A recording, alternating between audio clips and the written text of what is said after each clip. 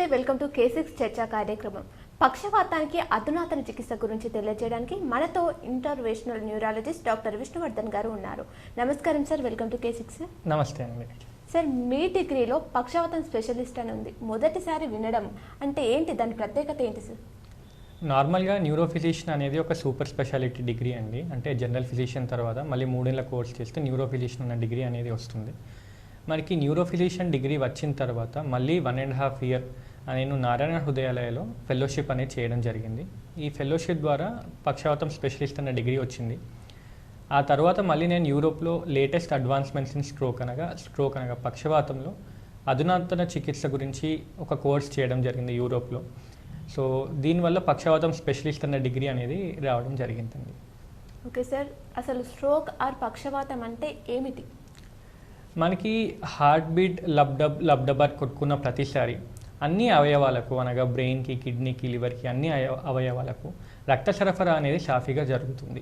మనకి నార్మల్గా హ్యూమన్ బాడీలో రక్తం అనేది బాగా పల్చగా ప్రవహిస్తూ ఉంటుంది మనకి.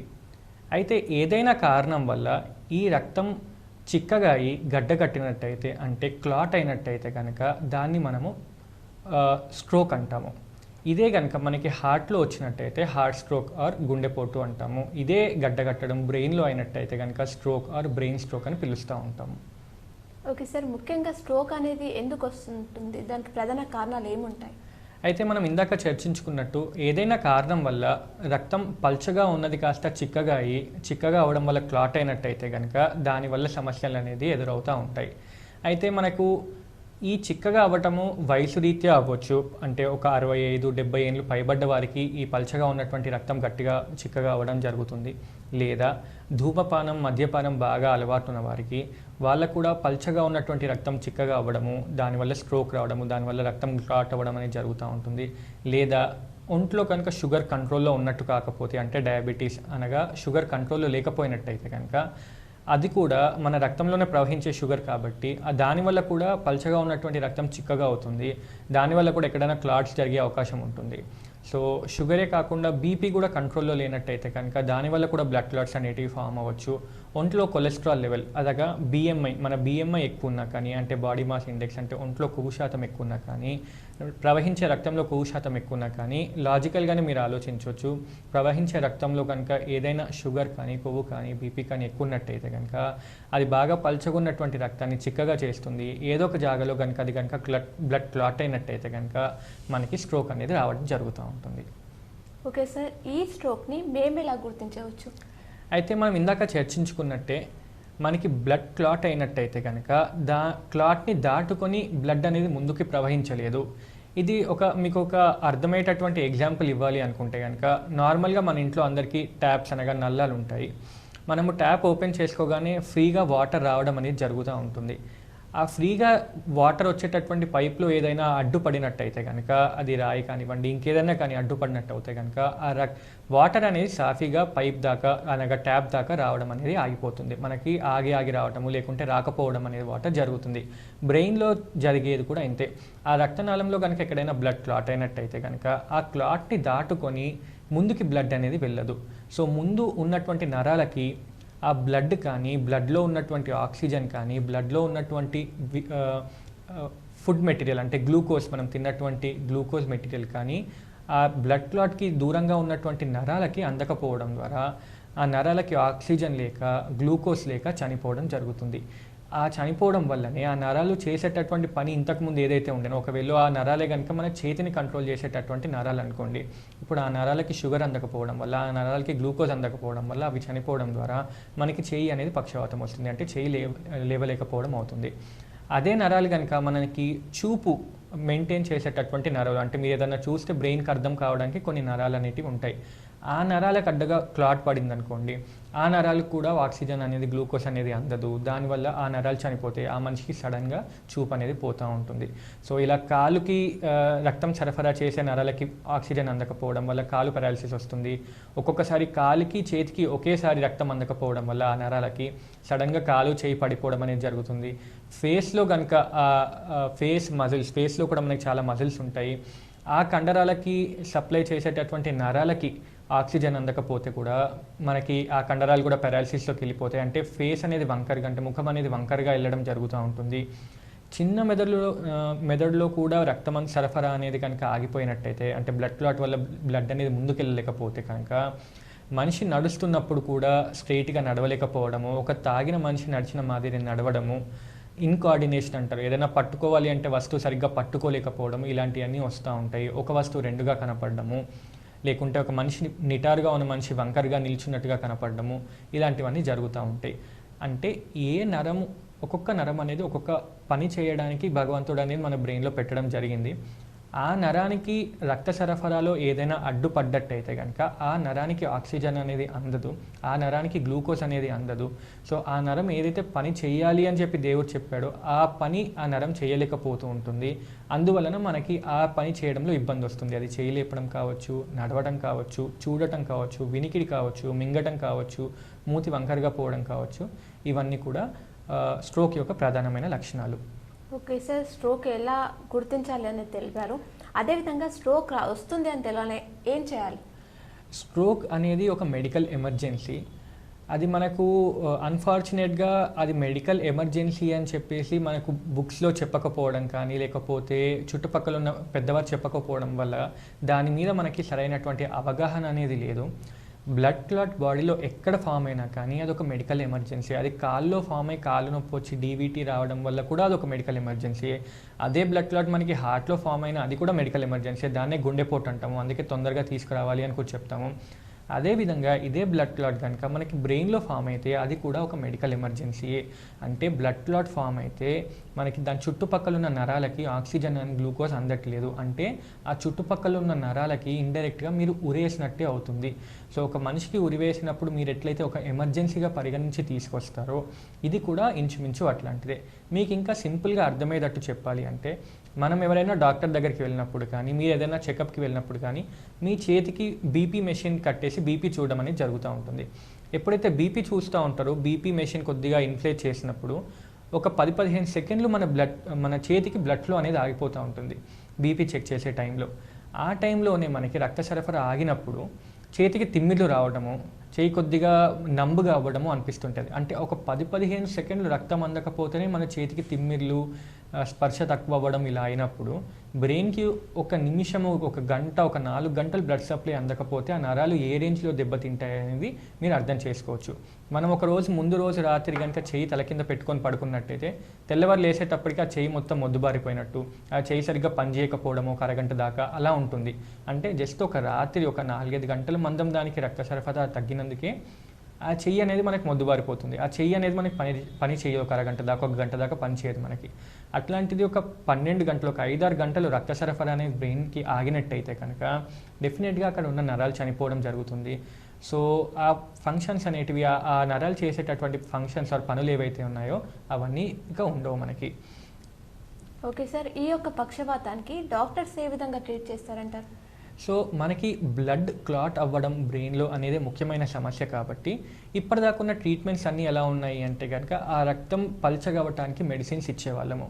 సో గత 50 ఏళ్ళగా ఆస్ప్రిన్, క్లోపిడోగ్రిల్ ఇట్లాంటి ట్యాబ్లెట్స్ గురించి మీరు వినే ఉంటారు. ఈ ఆస్ప్రిన్ మరియు క్లోపిడోగ్రిల్ అనేటివి రక్తం పల్చగానే ఉండటానికి, రక్తం గడ్డకట్టకుండా ఉండడానికి చేసేటటువంటి మెడిసిన్స్ అన్నట్టు.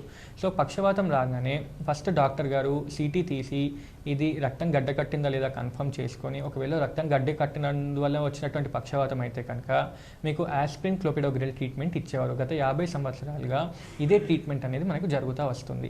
సో ఈ ట్రీట్మెంట్ ద్వారా ఆ రక్తం గడ్డ కట్టింది పెరగకుండా ఉంటుంది. అంతేకాని ఆల్రెడీ గడ్డ కట్టినటువంటి రక్తం ఏదైతే ఉందో అది పల్చగా అవ్వడం అనేది జరగదు. అయితే గత 15-20 ఏళ్ళగా లేటెస్ట్గా ఇండియాలోకి వచ్చిన ట్రీట్మెంట్స్ ఏంటివి అంటే, రాగానే ఫస్ట్ నిర్ణీత సమయం అనగా ఫస్ట్ 4.5 గంటల్లో కనుక మీరు ఏదైనా ఇంజెక్షన్ ఇచ్చినట్టయితే ఆ ఇంజెక్షన్ పైకి వెళ్ళి రక్తం గడ్డ కట్టిన చోట దాన్ని మళ్ళీ బ్రేక్ డౌన్ చేసి, అంటే చిన్న చిన్న ముక్కలుగా చేసేసి ఆ అడ్డు తొలగించడం వలన రక్త సరఫరా అనేది సాఫీగా జరగడం సాగుతుంది. ఇది నిజామాబాద్లో ఒక 3-4 హాస్పిటల్స్లో ఇట్లాంటి టెక్నాలజీ అనేది, ఇట్లాంటి ఇంజెక్షన్స్ అనేది ఇవ్వడం కామన్గానే జరుగుతుంది. లాస్ట్ 5-6 ఏళ్ళగా ఈ ఇంజెక్షన్స్ అనేటివి నిజామాబాద్లో కూడా అవైలబుల్ ఉన్నాయి. చాలామంది ఫస్ట్ 4.5 అనే స్ట్రోక్ వచ్చిన ఫస్ట్ 4.5 గంటలు వచ్చినట్టయితే కనుక వెంటనే ఇంజెక్షన్ అనేది ఇవ్వడం జరుగుతుంది. బ్రెయిన్లో బ్లడ్ క్లాట్ ఎక్కడెక్కడైతే అవుతుందో ఆ బ్లడ్ క్లాట్స్ అనేటివి దీనివల్ల కరిగిపోతాయి. కరిగిపోవడం వల్ల పైప్ అనేది క్లియర్గా అవుతుంది. మళ్ళీ రక్త సరఫరా అంటే రక్తంలో ఉన్నటువంటి గ్లూకోజ్ ఆక్సిజన్ ఆ నరాల దగ్గరికి వెళ్తుంది. ఆ నరాలు మళ్ళీ వాటి పని అవి చేసుకోవడం జరుగుతుంది. అయితే 100లో ఒక 33% మందికి మాత్రమే క్లాట్ అయినటువంటి బ్లడ్స్ మళ్ళీ ఈ మెడిసిన్ ఇవ్వడం వల్ల ఈ ఇంజెక్షన్ ఇవ్వడం వల్ల నార్మలైజ్ అంటే ఆ బ్లడ్ క్లాట్ అనేది బ్రేక్ డౌన్ అవ్వడం జరుగుతుంది. అంటే ఆ బ్లడ్ క్లాట్ అనేది ముక్కలుగా అయి రక్తం సరఫరా సాఫీగా జరగడం అనేది జరుగుతూ ఉంటుంది. ఇది 100లో 33 మందికి మాత్రమే. అది కాకుండా ఈ ఇంజెక్షన్ అనేది ఫస్ట్ 4.5 అవర్స్ అంటే స్ట్రోక్ వచ్చిన 4.5 గంటలలోపు మాత్రమే ఇవ్వడానికి వీలుంటుంది. అంటే గైడ్ లైన్స్ అలానే ఉన్నాయి. అప్పుడు మాత్రమే మనకి బెనిఫిట్ మోర్ దెన్ రిస్క్. అంటే ఆ 4.5 గంటలో ఇస్తే మాత్రమే మనకి యూజ్ ఎక్కువ ఉంటుంది, సైడ్ ఎఫెక్ట్ అనేది ఎక్కువగా ఉండదు. సో చాలామంది పేషెంట్స్ ఊర్లలో నుంచి మా హాస్పిటల్కి వచ్చేటప్పటికే 4.5 గంటల వ్యవధి దాటిపోతుంది. అది గుర్తించి అవును పక్షవాతమే అని తెలుసుకొని మా వద్దకు వచ్చేటప్పటికి 4.5 గంటలు దాటిపోతుంది. ఈ 4.5 గంటల తర్వాత ఆ ఇంజెక్షన్ ఇచ్చినప్పటికీ కూడాను క్లాట్ చాలా గట్టిగా ఫామ్ అయిపోయి ఉంటుంది. ఈ ఇంజెక్షన్ అనేది పనిచేయదు. సో నిజామాబాద్లో ఇప్పటిదాకా కూడాను 4.5 గంటల వ్యవధిలో వస్తే మాత్రమే ఈ ఇంజెక్షన్ ఇచ్చేటటువంటి అవైలబిలిటీ కానీ అవకాశం కానీ ఉండిండే.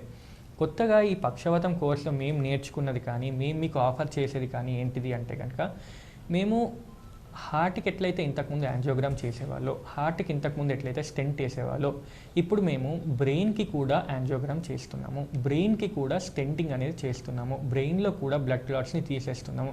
ఇంతకుముందు గుండెపోటు అనగా హార్ట్లో బ్లడ్ క్లాట్ అయితే హార్ట్లో స్టెంట్ వేసేవారు. మీరు వినే ఉంటారు coronary angiogram, heart angiogram. So heart యాంజియోగ్రామ్లో చెక్ చేసుకొని ఎంత పెద్ద స్టెంట్ పెట్టాలి సైజ్ చూసుకొని యాంజియోప్లాస్టీ అనగా స్టెంట్ పెట్టడం అనేది జరుగుతూ ఉండిండే. ఇదే టెక్నాలజీని మనము బ్రెయిన్కి కూడా చేస్తున్నాము. బ్రెయిన్లో కూడా యాంజియోగ్రామ్ చేసుకుంటున్నాము. బ్రెయిన్లో కూడా బ్లడ్ క్లాట్ అయిన దాన్ని తీసేస్తున్నాము. అయితే ఇది మనము ఫస్ట్ 24 అవర్స్ లోపు చేసుకోవచ్చు. స్ట్రోక్ వచ్చిన 24 గంటలలోపు చేసుకోవచ్చు. ఏ ఊర్లో నుంచి ఏ పేషెంట్ మా హాస్పిటల్కి రావడానికైనా కానీ 5-6 గంటలు 6-7 గంటలు జరుగుతూ ఉంటుంది అన్నట్టు. సో డెఫినెట్గా ఫస్ట్ 12 గంటలలోపు మీరు మా వద్దకు వస్తారు కాబట్టి ఈ ప్రొసీజర్ ద్వారా మేము మీ బ్రెయిన్లో ఫామ్ అయినటువంటి క్లాట్ని మేము తీసివేయడం జరుగుతూ ఉంటుంది. ఓకే సార్, మీరు మాత్రమే నిజామాబాద్లో చేసే ప్రత్యేకమైన ప్రక్రియలు ఉన్నాయంట. ఏంటి అసలు ఇప్పుడు మీరు కొత్తగా ఏం చేస్తారు? సో ఈ స్ట్రోక్ స్పెషాలిటీ మేము నేర్చుకొని వచ్చిన తర్వాత మేము చేసేది ఏంటి అంటే హార్ట్కి ఎట్లయితే యాంజియోగ్రామ్ చేసేవారు ఒక చిన్న వైర్ పంపించి హార్ట్లో స్టెంట్ వేసేవారో ఇప్పుడు బ్రెయిన్కి కూడా అలానే తొడ నుంచి ఒక చిన్న వైర్ పంపిస్తున్నాము. ఆ వైర్ వెళ్ళేటప్పుడు మీకు ఎటువంటి నొప్పి కానీ అసలు ఒక సెన్సేషన్ కానీ ఉండదు. అంత వెంట్రుక మందం అన్నటువంటి సన్న వైర్ ఒకటి ఉంటుంది. అది తొడ నుంచి బ్రెయిన్ దాకా పంపించి బ్రెయిన్లో ఎక్కడైతే బ్లడ్ క్లాట్ అయిందో ఆ క్లాట్ని మనం చుట్టేసి పట్టుకొని బయటికి తీసుకురావడం జరుగుతుంది. ఇంతకుముందు ఏదైతే బ్లడ్ క్లాట్ బ్రేక్ అవ్వడానికి మెడిసిన్ ఇచ్చేవారో అది మేము మీకు ఇచ్చేస్తాము, కానీ అది పనిచేస్తుందా పనిచేయదా అనేది మనకి పూర్తిగా తెలియదు. 100లో 33% మందికి పనిచేసేది. మిగతా 66 మందికి ఆ మెడిసిన్ ఇచ్చినప్పటికీ కూడాను ఆ క్లాట్ బ్రేక్ చేయలేకపోయేది. అంటే మీరు టైంకి తీసుకొచ్చినప్పటికీ కూడాను 40,000 ఖర్చు పెట్టి ఇంజెక్షన్ ఇప్పించినప్పటికీ కూడాను కొన్నిసార్లు ఆ బ్లడ్ క్లాట్ని మనం బ్రేక్ చేయలేకపోవడం ద్వారా ఆ పక్షవాతం పర్మనెంట్గా లైఫ్ లాంగ్ అలానే ఉండిపోయేది. కానీ ఇప్పుడు మేము చేస్తుంది ఏంటంటే ఒక చిన్న వైర్ అంటే సన్నటి వైర్ వెంట్రుక మందం సన్నగా ఉన్నటువంటి వైర్ని మేము తొడ నుంచి బ్రెయిన్ దాకా పంపించి ఆ బ్లడ్ క్లాట్ని పట్టుకొని చేతో తీసేస్తూ ఉన్నాము. సో 100% క్లాట్ అనేది బయటకు వచ్చేస్తూ ఉంది. క్లాట్ బయటికి రాగానే ఆ పైప్ అనేది అంటే నరం అనేది క్లియర్ అయిపోతూ ఉంది. క్లియర్ అయిపోయిన తర్వాత గ్లూకోజ్ ఆక్సిజన్ ఉన్నటువంటి బ్లడ్ మళ్ళీ కూడా ఆ పైప్ ద్వారా ఆ నరాల దగ్గరికి వెళ్ళి రక్త సరఫరా చేసి ఆ నరాలు ఏదైతే ఫంక్షన్ చేస్తున్నాయో ఆ పనిని మళ్ళీ చేయడానికి సహకరిస్తాయి. సో ఇది మేము కొత్తగా చేసే ప్రొసీజర్స్. ఇట్లాంటివి 7-8 రకాల ప్రొసీజర్స్ మేము చేస్తున్నాము. అన్యూరిజం కాయిలింగ్ అంటేనేమి, కెరోటిడ్ స్టెంటింగ్ అంటేనేమి, వీనస్ అయిన స్టెంటింగ్ అంటేనేమి, ఇవన్నీ ఒక్కొక్కసారి మీకు మెల్లిమెల్లిగా ఎక్స్ప్లెయిన్ చేయడం జరుగుతుంది. కానీ ముఖ్యంగా స్ట్రోక్కి ఇటువంటి అధునాతిక చికిత్స వచ్చింది అని చెప్పేసి ఒకవేళ స్ట్రోక్కి మీరు టైంకి మా వద్దకు వస్తే జీవితాంతం మీరు బాధపడాల్సిన అవసరం ఉండదు. ఎందుకంటే ఆ క్లాట్ని మేము పట్టుకొని బయటికి వచ్చేస్తాము. దాని ద్వారా మీకు స్ట్రోక్ దాని వల్ల వచ్చేటటువంటి ఇబ్బందులు అనేటివి మీకు తగ్గుతూ ఉంటాయి అని చెప్పడం జరుగుతుంది. ఓకే సార్, మీరు చెప్పే విధానంలో వైర్ పైప్ పెడుతుంటే పేషెంట్ నొప్పికి తట్టుకోగలుగుతారా? ఈ వైర్ అనేది ఎంత సన్నగా ఉంటుందంటే మీరు నార్మల్గా అప్పుడప్పుడు మీ కంటి ముందు పెడితే మీకు కనపడడం కూడా కనపడదు. దీనికి మేము అందుకే ఎక్స్రే గైడెన్స్ ద్వారా తొడ నుంచి బ్రెయిన్ దాకా వెళ్ళడం జరుగుతుంది. అంత సన్న వైర్ మీకు పెట్టేటప్పుడు జస్ట్ మీకు ఒక ఇంజెక్షన్ ఇచ్చినంత ఒక 10 సెకండ్స్ ఒక 5 సెకండ్స్లో నొప్పి తెలుస్తుంది. ఒక్కసారి వైర్ చర్మం దాటి ఒక్కసారి రక్తనాళంలోకి వెళ్ళిపోయింది అంటే అసలు మేము మీకు వైర్ పెట్టినట్టు కానివ్వండి, అది మీకు అసలు లోపల కదులుతున్నటువంటి స్పర్శ అనేది మీకు ఏమీ తెలియదు. మీరు కదలకుండా పడుకుంటే చాలు, మేము ఎక్స్రే ఎవిడెన్స్తో అంటే అది ఎటు పోతుంది వైర్, మేము ఎటు తీసుకెళ్తే ఎటు పోతుంది అనేది ఎక్స్రే సహాయంతో చూసుకుంటూ మీ తొడ నుంచి మెల్లిమెల్లిగా కడుపు నుంచి ఛాతీ నుంచి హార్ట్ నుంచి మెడ నుంచి బ్రెయిన్ దాకా మెల్లిగా దాన్ని అక్కడ దాకా తీసుకెళ్తాము. బ్రెయిన్లో కూడా బ్లడ్ ఎక్కడ క్లాట్ అయిందో దాన్ని పట్టుకొని బయటకు వచ్చేస్తాం. బ్రెయిన్లో బ్లడ్ క్లాట్ పట్టుకొని బయటకు వచ్చేంతవరకు కూడా మీకు ఏం స్పర్శ తెలియదు. వైర్ బయటకు వచ్చిన తర్వాత కూడా మీకు ఏం స్పర్శ తెలియదు. స్పర్శనే కాదు, మీకు అసలు నొప్పి కూడా ఎటువంటి నొప్పి కూడా ఉండదు. ఇది ఒక పెయిన్లెస్ ప్రొసీజర్ అని చెప్పొచ్చు. ఓకే సార్, నిజామాబాద్లో ఇవన్నీ చేశారా మీరు? నిజామాబాద్లో గత 2 నెలలుగా ఇటువంటి ప్రొసీజర్స్ అనేటివి ఆల్రెడీ జరుగుతూ ఉన్నాయి. నేను ఆల్రెడీ 3 పేషెంట్స్కి లాస్ట్ 1 మంత్లో ఇట్లాంటి మెకానికల్ థ్రాంబెక్టమీ అనే ప్రొసీజర్ చేశాను. సో ఇటువంటి పేషెంట్స్ టైంకి మా వద్దకు వచ్చినప్పుడు ఆల్రెడీ ఇట్లాంటి ప్రొసీజర్స్ చేయడం జరుగుతుంది. ఈ మధ్య కాలంలో మా వద్దకు పక్షవాతం బారిన పడి వచ్చే వారి సంఖ్య బాగా పెరిగింది. అండ్ రీసెంట్ స్టాటిస్టిక్స్ అంటే గ్లోబల్ అంటే మొత్తం ప్రపంచవ్యాప్తంగా స్టాటిస్టిక్స్ తీసుకుంటే ఇంతకుముందు మ్యాక్సిమం చనిపోయే వారి సంఖ్య గుండెపోటు ద్వారా ఉండేది. సో మయోకార్డియల్ ఇన్ఫెక్షన్ అంటే ఎంఐ అంటే గుండెపోటు ద్వారా చనిపోయే వారి సంఖ్య మెడికల్గా బాగా ఎక్కువ ఉండేది. లాస్ట్ 8-9 నెలల నుంచి బ్రెయిన్ స్ట్రోక్ ద్వారా చనిపోయే వారి సంఖ్య హార్ట్ స్ట్రోక్ ద్వారా చనిపోయే వారి కన్నా ఎక్కువగా వచ్చింది. అంటే చాలామందికి హార్ట్ స్ట్రోక్ కన్నా బ్రెయిన్ స్ట్రోక్ రావడం అనేది సహజమైపోయింది. మన జీవన శైలి వల్ల, మనకున్న షుగర్ వల్ల, బీపీ వల్ల, కొలెస్ట్రాల్ వల్ల, మనం చేసే స్మోకింగ్ కానీ మద్యపానం కానీ అధికంగా ఉండటం వల్ల రక్తం ఏదైతే గడ్డ కడుతుందో బ్రెయిన్లో గడ్డ కట్టడం చాలా ఎక్కువగా చూస్తున్నాం ఈ మధ్యలో. ఎస్పెషల్లీ ఎండాకాలంలో ముందే మనకు కొద్దిగా డీహైడ్రేషన్ ఉంటుంది కాబట్టి రక్తం ఈజీగా గడ్డ కడుతూ ఉంటుంది అన్నట్టు. పోయిన ఎండాకాలంలో అయితే కనీసం ఒక 70-80 మంది స్ట్రోక్ పేషెంట్స్ని మేము చూడడం జరిగింది. కాకపోతే వీళ్ళెవరు కూడా ఆ నిర్ణీత 12 గంటల టైంలో మా వద్దకు రాలేదు. ఒక 4-5 పేషెంట్స్ మాత్రం మా వద్దకు ఆ నిర్ణీత టైంలో రావడం జరిగింది.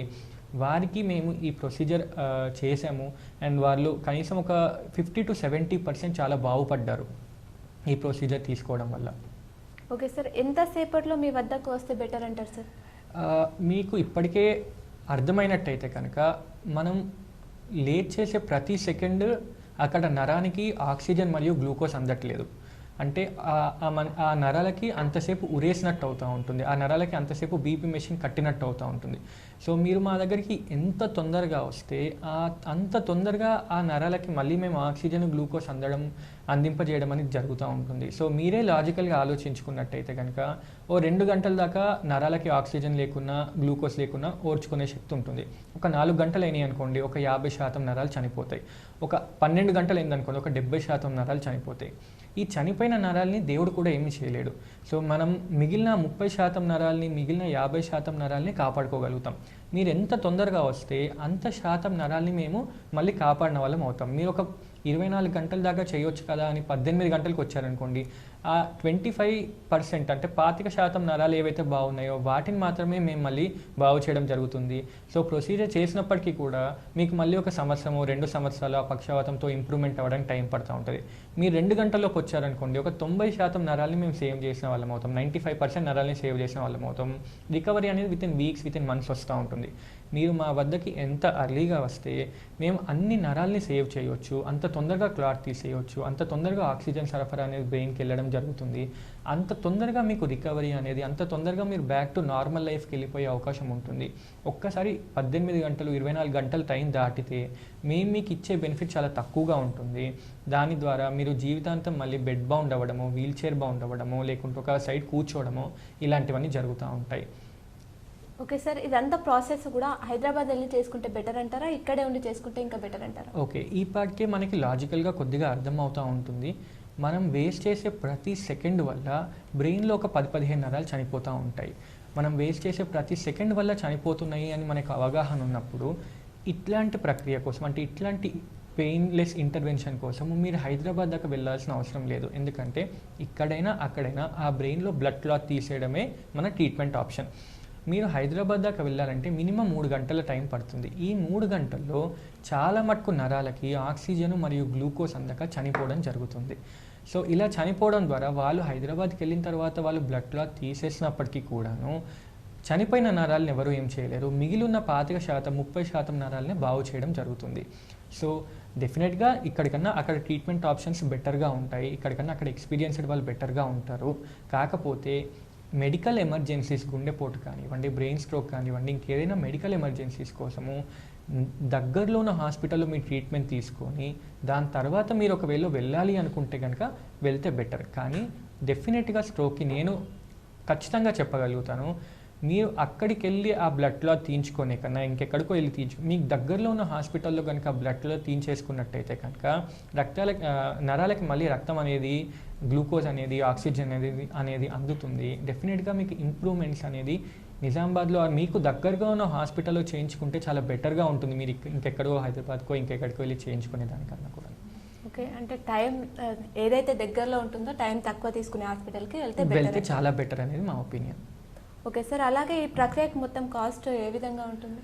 ఈ ప్రక్రియ అనేది రీసెంట్గా ఇండియాలోకి వచ్చినటువంటి ప్రక్రియ. ఇన్ని రోజులు గత 5-10 ఏళ్ళు, ఒక 10 ఏళ్ళగా కూడా వెస్టర్నైజ్డ్ కంట్రీస్ అంటే యూఎస్ కానివ్వండి, యూకే కానివ్వండి, ఇంగ్లాండ్ కానివ్వండి, ఇక్కడ బాగా జరుగుతూ ఉండే. ఇప్పుడు మనం వాడే పరికరాలు కూడా ఏవైతే ఉన్నాయో అవన్నీ యూఎస్ఏ, యూకే నుంచి ఇంపోర్ట్ చేసుకొని చేస్తున్నటువంటి పరికరాలు. అంటే వెంట్రుక మందం సన్నగా ఉన్నటువంటి వైర్ కానివ్వండి, తొడ నుంచి పైదాకా వెళ్ళేటటువంటి షీట్ కానివ్వండి, ఇవన్నీ కూడాను import చేసుకుంటున్నటువంటి material.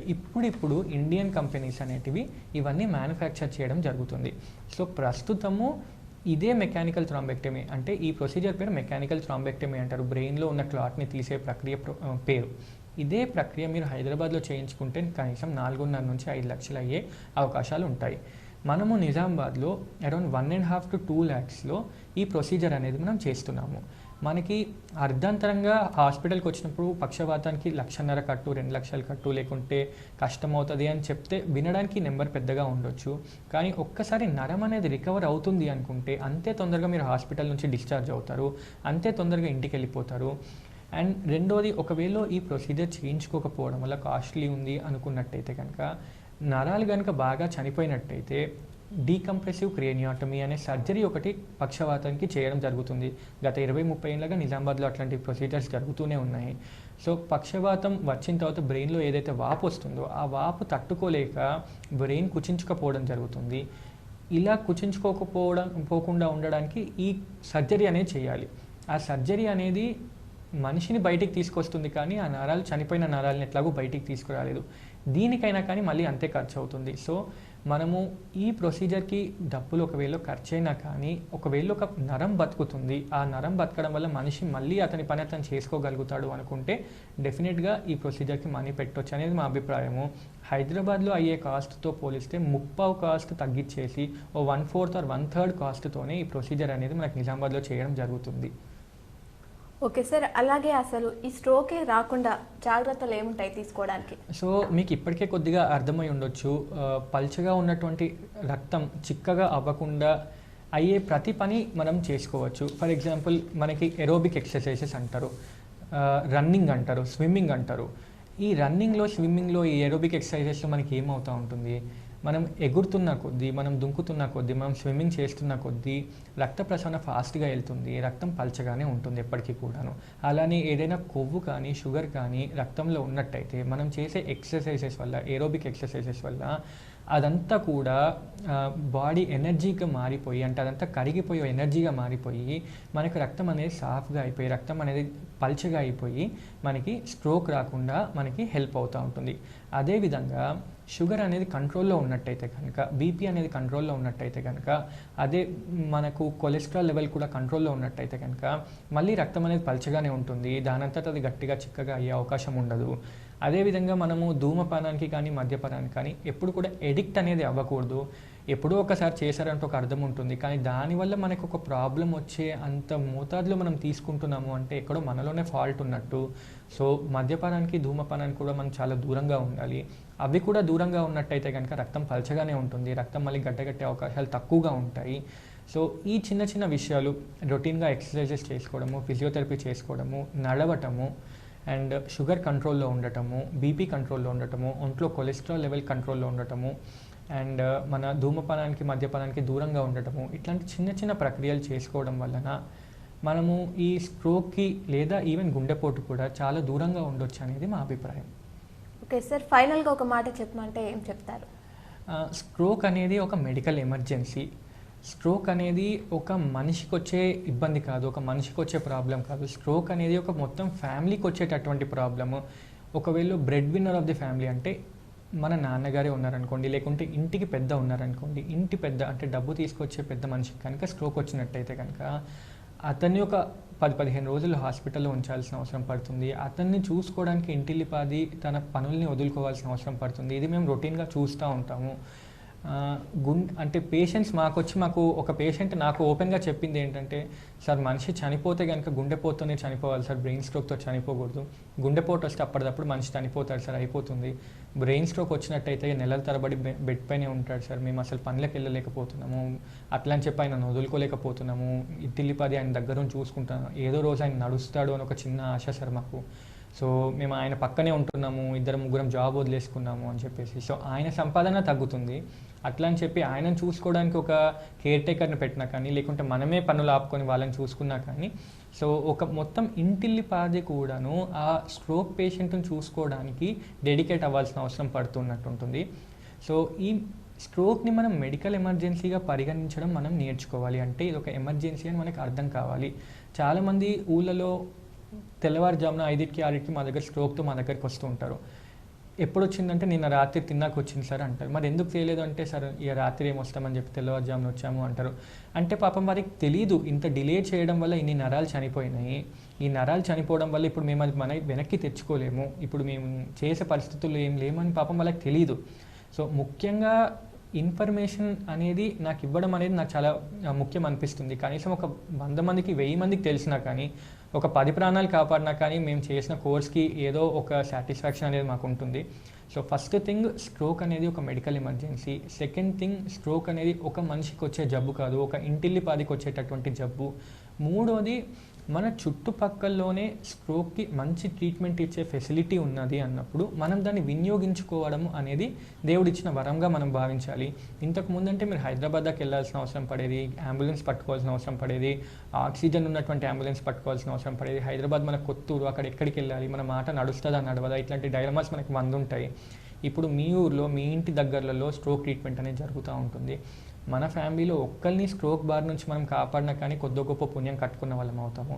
So if at all ఒక పేషెంట్కి ఇందాక మనం అనుకున్నటువంటి లక్షణాలు అర్ధాంతరంగా కాలు చేయి పడిపోవడము, అర్ధాంతరంగా మూతి వంకరగా పోవడము, అర్ధాంతరంగా మాట నత్తిగా రావటము, మాట్లాడలేకపోవటము, నడుస్తుంటే ఇంబ్యాలెన్స్గా ఉండటము, ఇలాంటిది ఏదైనా కానీ సడన్గా జరిగినప్పుడు ఫస్ట్ మీ మనసుకు రావాల్సింది స్ట్రోక్.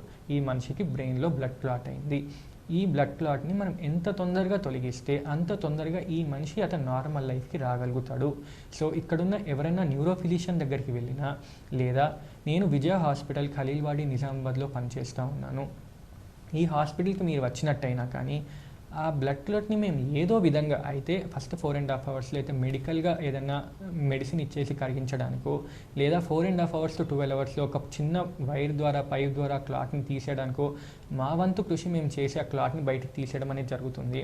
దాని తర్వాత కొద్దిగా రక్తం పల్చబడే మెడిసిన్స్ ఇచ్చి ఫిజియోథెరపీ ఇచ్చేసి ఆ పర్సన్ని తన బ్యాక్ టు నార్మల్సీ అంటే బ్యాక్ టు హిస్ నార్మల్ లైఫ్కి తీసుకురావడం జరుగుతుంది, డిశ్చార్జ్ చేయడం అనేది జరుగుతూ ఉంటుంది అన్నట్టు. ఓకే సార్, బ్రెయిన్ యాంజియోగ్రమీ అంటే ఏంటి, దానివల్ల యూజెస్ ఏముంటాయంటారు? ఓకే, మంచి ప్రశ్న అడిగారు. ఇంతకుముందు హార్ట్కి ఎట్లయితే heart angiogram or coronary angiogram అని ఉండేదో, ఇప్పుడు బ్రెయిన్కి కూడా బ్రెయిన్ యాంజియోగ్రామ్ అనేది వచ్చింది. అంటే మెడలో ఎక్కడైనా చిన్న క్లాట్స్ ఫామ్ అయి ఉన్నాయా, ఎప్పుడైనా ఆ క్లాట్స్ ఎగిరిపోయి బ్రెయిన్లో ఇరుక్కుంటాయా అనేది ఈ బ్రెయిన్ యాంజియోగ్రామ్ ద్వారా మనకు తెలుస్తుంది. సో ఎవరైనా పేషెంట్ బాగా షుగర్ ఉంది, బాగా కొలెస్ట్రాల్ ఉంది, అన్కంట్రోల్డ్గా ఉంది, మాకు స్ట్రోక్ వచ్చే రిస్క్ ఉందా, మాకు పక్షవాతం బారిన పడే ఇబ్బంది ఉందా, మేము ఒక తీర్థయాత్రకు వెళ్దాం అనుకుంటున్నాము, మేము ఫిట్గా ఉన్నామా, వెళ్ళడానికి ఓకేనా, ఇలాంటి తరచుగా మా దగ్గరికి ప్రశ్నలతో వస్తూ ఉంటారు. ఒకవేళ మీరు కనుక ఓకే అనుకుంటే బ్రెయిన్ యాంజియోగ్రామ్ అనేది చేయడం జరుగుతుంది. ఒక కన్సెంట్ తీసుకొని బ్రెయిన్ యాంజియోగ్రామ్ అనేది చేయడం జరుగుతుంది. ఆ యాంజియోగ్రామ్లో హార్ట్ నుంచి బ్రెయిన్ దాకా వెళ్ళే పైప్స్ అంటే రక్తనాళాలు ఏవైతే ఉన్నాయో అవన్నీ కూడా ఒకసారి చెక్ చేయడం జరుగుతుంది. ఒకవేళ మీరు కనుక ఎట్ రిస్క్ ఫర్ స్ట్రోక్ అంటే స్ట్రోక్ వచ్చే రిస్క్ మీకు ఎక్కువగా ఉంది అని మాకు అనిపించింది అనుకోండి, మేము దానికి తగ్గట్టుగా ట్రీట్మెంట్ ఆప్షన్స్ అనేవి చెప్తాము. కొలెస్ట్రాల్ లెవెల్ ఎక్కువ ఉంది అనుకుంటే ఆ కొలెస్ట్రాల్ మెడిసిన్ ఎక్కువగా పెట్టడము, ఫ్యాట్ ప్లాక్ అంటే ఏదైతే క్లాట్ ఇక్కడ ఉందో దీన్ని స్టెబిలైజ్ చేయడము, లేకుంటే బాగా పెద్దగా ఉంటే తీసేయడము, లేకుంటే ఒక స్టెంట్ వేయడము, దానికి తగినటువంటి పరిష్కారం అనేది మేము చెప్పడం జరుగుతూ ఉంటుంది. సో ఈ బ్రెయిన్ యాంజియోగ్రామ్ కూడా అంటే బాగా షుగర్, బాగా బీపీ, బాగా కొలెస్ట్రాల్ లెవెల్ ఉన్న వాళ్ళు, మాకు ఏమన్నా స్ట్రోక్ వస్తుందో అని భయపడిన వాళ్ళు రొటీన్ హెల్త్ చెకప్గా చేసుకోవచ్చు అనేది కూడా మా అభిప్రాయము. కొన్నిసార్లు మీరు హార్ట్ యాంజియోగ్రామ్, అప్పుడప్పుడు ఛాతీ నొప్పి వచ్చింది అని చెప్పేసి హార్ట్ యాంజియోగ్రామ్ చేయించుకోవడానికి వెళ్తారు. అదే టైంలో, అదే సిట్టింగ్లో, అదే బెడ్ పైన బ్రెయిన్ యాంజియోగ్రామ్ కూడా చేసేయండి అంటే అదే వైర్తో మీరు కార్డియాలజిస్ట్ హార్ట్ చూసుకున్న టైంలోనే ఆయన పని చేసుకొని ఆయన పక్కకి వెళ్ళినప్పుడు అదే వైర్తో మేము బ్రెయిన్ కూడా యాంజియోగ్రామ్ చేసేసుకుంటాము. అంటే మీరు హార్ట్ యాంజియోగ్రామ్కి పట్టిన 15 నిమిషాలకి ఇంకో 5 నిమిషాలు పెట్టి బ్రెయిన్ యాంజియోగ్రామ్ కూడా చేసేస్తాము. సో ఎవరైనా జనరల్ చెకప్కి వెళ్ళినప్పుడు హార్ట్ యాంజియోగ్రామ్ చేయించుకుంటున్నాము అని మీరు అనుకున్నప్పుడు అదే సిట్టింగ్లో బ్రెయిన్కి కూడా యాంజియోగ్రామ్ చేయండి అని కనుక మీరు వారిని అడిగినట్టయితే కనుక మేము వచ్చి హార్ట్ తర్వాత బ్రెయిన్కి కూడా యాంజియోగ్రామ్ చేసేస్తాము. సో ఒకటే సిట్టింగ్లో మీకు గుండెపోటు వచ్చే రిస్క్, స్ట్రోక్ వచ్చే రిస్క్ ఉందా లేదా అనేది మీకు అప్పటిదప్పుడే అవగాహన అనేది వచ్చేస్తూ ఉంటుంది. Okay sir. Okay sir, stroke ఎలా వస్తుంది, ఎలా గుర్తించాలి, ఎలాంటి జాగ్రత్తలు తీసుకోవాలి, అదేవిధంగా దానికి ట్రీట్మెంట్ ఏ విధంగా ఉంటుంది అనే పూర్తి వివరాలు ఈరోజు మాకు తెలియజేసినందుకు థ్యాంక్ యూ సార్. మరి పక్షవాతం వచ్చిన వెంటనే ఎంత తొందరగా వెళ్తే అంత తొందరగా మనం కోలుకోవచ్చు. మరి ప్రతి ఒక్కరూ ఈ అంశాన్ని దృష్టిలో పెట్టుకోవాలి అని చెప్పేసి దగ్గరున్న హాస్పిటల్ వెళ్ళి వాళ్ళు ట్రీట్మెంట్ తీసుకోవాలని చెప్పేసి K6 తరపున కోరుకుంటున్నాం. ఇది ఈరోజు ప్రత్యేకమైన అంశం. మరో అంశంతో మేము ముందుంటాం. చూస్తూనే ఉండండి మీ K6.